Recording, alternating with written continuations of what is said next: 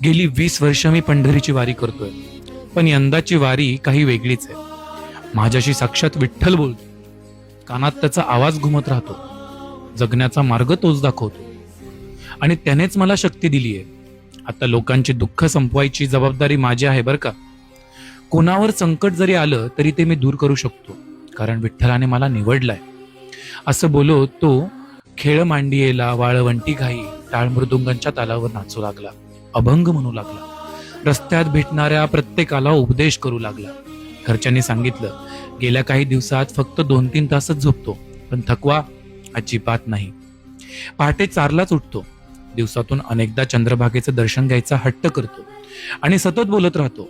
स्वतःकडे दैवी शक्ती असल्याचा त्याला पूर्ण विश्वास आहे. विठ्ठलावरील भक्ती त्याच्या आयुष्याचा भाग होती, पण ह्यावेळी काहीतरी वेगळंच घडत होतं.